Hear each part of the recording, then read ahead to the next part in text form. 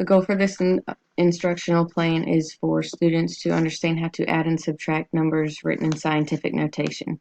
The observation that I witnessed, they had, up to that point, they had previously learned about scientific notation, how to write numbers in scientific notation, and how to write a number in scientific notation in standard form. I recommended that this information be introduced to them through a PowerPoint. It's very structured. All the objectives and the goals are very detailed. They're clear cut. That covers checkpoint 8.1, height and salience of goals and objectives. So it's introduced to them. I had also found a video that relates the concept into real life. So it'll show like the Himalayan mountains and the height of them. It will show the number in standard form and then the number in scientific notation as well.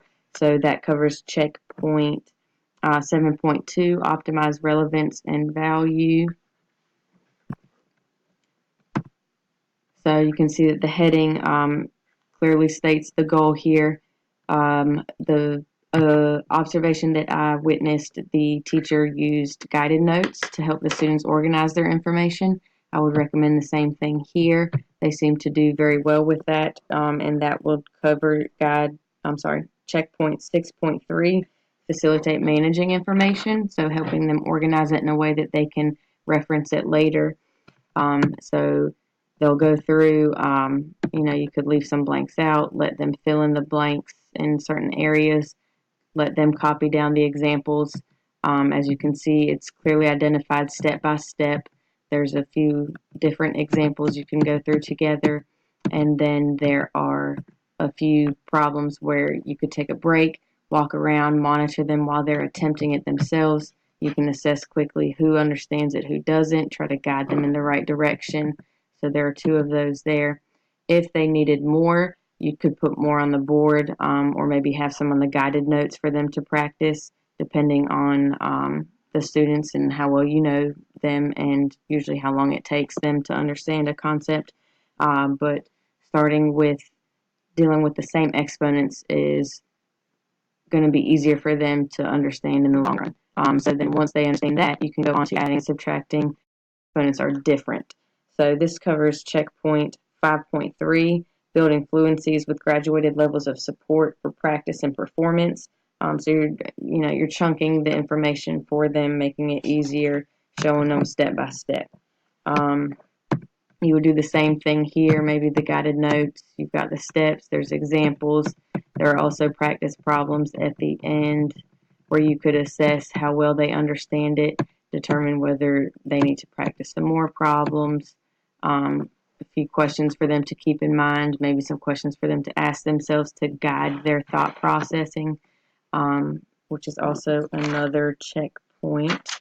After that, this is where you could, assess whether they were okay to go on and work with a partner to practice the concept further and really dig into it and discuss it with each other.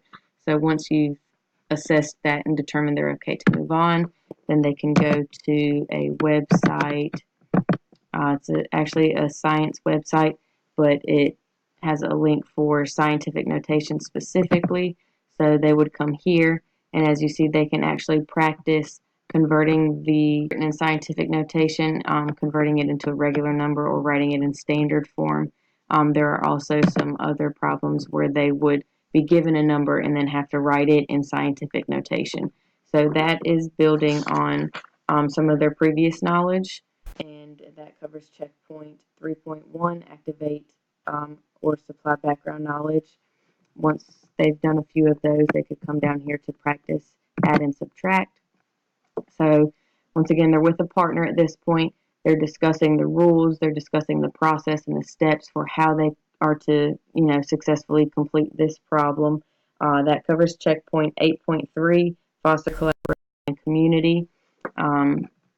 They can come here and check their answer. If they get stuck, then they can click here for help me. It gives them step-by-step instructions on how to convert a number if they needed to, and how to add the numbers as well. So they've got everything that they need to be successful. They've got their partner they can talk about it with. They've got everything that they need to be successful.